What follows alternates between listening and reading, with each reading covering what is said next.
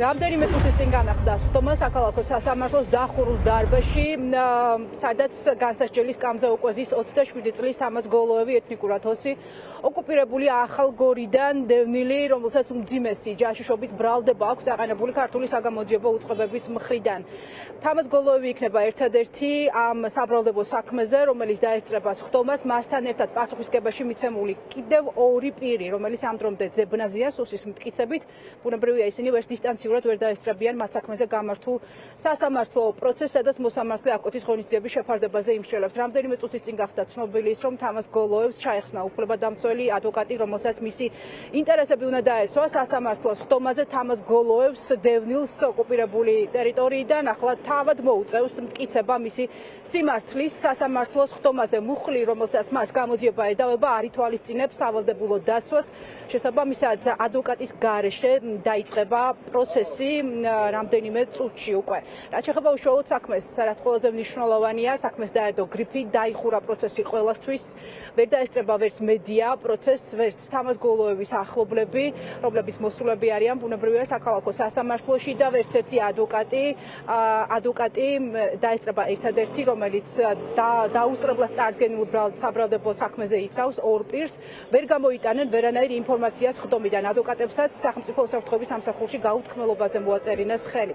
ჩვენ მანამდე ვესაუბრეთ ადამიანებს, უფლებადამცველებს, გავლენიანი არასამთავრობო ორგანიზაციის წარმომადგენლებს, რომლებსაც უშუალო შეხება და კონტაქტი ჰქონდათ 27 წლის დაკავებულთან დევნილთან თამაზ გოლოევთან, უჩანა ანუაშვილი, თამთა მიქელაძე, არასამთავრობო ორგანიზაციის ხელმძღვანელი პირები ჩვენთან საუბარში ამბობენ, რომ არ სჯერათ იმ ბრალის, რომელსაც სუსი ედავება თამაზ გოლოევს. ისინი უშუალოდ იცნობდნენ მას.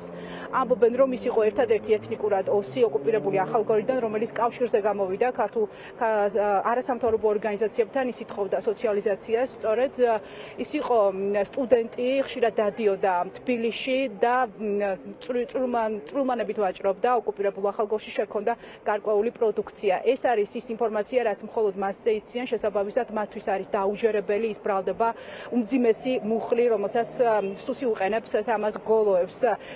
არასამთავრობო ორგანიზაციის იურისტები ეჭობენ, რომ შესაძლოა თამაზ გოლოევი ქართული ოცნების ხელმძღვანელი პირების მხრიდან, საგამოძიებო უწყებების მხრიდან გამოყენებულ იქნას პოლიტიკური ინსტრუმენტად, ვინაიდან ის არის მოწყვლადი.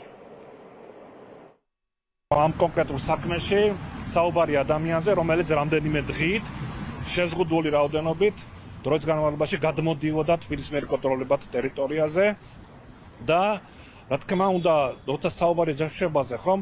ჯაშუშებზე რუსეთს აქვს შესაძლებლობა საკუთარი ათეული ათასობით მოქალაქე გამოიყენოს, რომელიც დღეს ცხოვრობს საქართველოს ტერიტორიაზე. ხო, რატომ არ მოხდა გამოვლენა იმ რეალურად იმ ჯაშუშების, რომელიც არიან მათ შორის სახელმწიფო სტრუქტურებში სავარაუდოდ, მათ შორის საზოგადოებაში და მათ შორის იმ რეალური უნარჩვევებით აღჭურვილი ჯაშუშები, რომლებიც მუშაობენ დღენიადაგ საქართველოს ინტერესების წინააღმდეგ. და ხდება ისრების გადატანა განტევების ვაცად კონკრეტული ერთი მოქალაქის ახალგაზრდის გამოყვანა, რომელსაც შეძლოა ჰქონდეს უკვე რაღაც საკუთარი პრობლემები და რეალურად ეს მე ვფიქრობ, რომ გამოძიებამ უფრო მეტად უნდა წარმოადგინოს რეალური მტკიცებულებები და რა ის რაც ჩვენ მოვისმინეთ. ჩვენ გარკვეული წრეები სამხალხო საზოგადოებაში თამას ვიცნობდით, ის ჩამოდიოდა ხოლმე თბილისში და ალბათ ერთადერთი ახალგორელი ოსი იყო, რომელიც რაღაც კავშირების შენარჩუნებას ჩვენ საზოგადოებასთან, თუმცა იმ ფონზე როცა ვიცი მისი მოწყვლობა, მისი შესაძლებლობები და ასევე ვიცი ის ისტორიები, რომელიც შეხვდა ცხინვალის რეგიონში, დე-ფაქტო სამართალდაცვო ორგანოებთან ურთიერთობაში, სადაც ის მუდმივად განიცდიდა მარგინალიზაციის და აკავების ძალადობის შემთხვევებს. ძალიან რთულია დავიჯერო, რომ ის იყო ფიგურა, რომელსაც რომელიმე უცხო ქვეყნის ძალები სერიოზულ დავალებას მისცემდნენ. ის რომ სავარაუდო ინტერესი შეიძლება იყოს გარკვეულწილად პოლიტიკური ინსტრუმენტალიზება და მოწყვლადი ადამიანის რაღაცა გამოყენება ამ პროცესში ასეთი ეჭვები ჩნდება.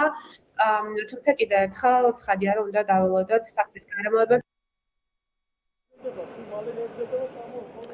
თამაზ გოლოვი ჯაშუშობაში მხილებული, ბრალდებული 27 წლის დევნილი უკვე ეტაპირებულია სასამართლოს ხდომათა დარბაზში, ის უკვე ზის განსაშლის სკამზე და როგორც ამ წუთებში ვრცელდება ინფორმაცია, სასამართლოს ხდომათა დარბაზს მთლიანად ააკრეს შუშებზე სპეციალური დამცავი ბადეები, ეს იმისთვის, რომ დამსწრე პირებმა, ახლობლებმა ვერ შეძლონ თვალყური ადევნონ პროცესს. პროცესი იქნება დახურული, ბუნებრივია, ჩვენ ვერ გავიგებთ, რა სიტყვის თავად ბრალდებული სტატუსის მქონე დევნილი 27 წლის პირი ჯაშუშობაში მხილებული თამაზ გოლოევი და ვერ გავიგებთ ასევე ადვოკატის პოზიციას. პროკურატურა ამბობს, რომ საბრალდებო უწყების წარმომადგენელი მედიასთან ამ საქმეზე კომენტარს ვერ გააკეთებს, ვინაიდან გრიფი ადევს ამ საქმეს. ბუნებრივია, ჩვენ მაინც გვექნება მცდელობა, რომ უფრო მეტი გავიგოთ ბურუსით მოცულ საქმეზე, მინიმუმ იმ მტკიცებულებებზე, რა მტკიცებულებების შეაგროვა სუსმა საგამოძიებო უწყებამ 27 წლის დევნილის წინააღმდეგ. 12 წლიანი მუხლით ედავებიან თამაზ გოლოევს, სასჯელი სწორედ 12 წელს ითვალისწინებს იმ შემთხვევაში, თუ მას დაუმტკიცდება სასამართლო პროცესების განხილვების განმავლობაში. პირდაპირ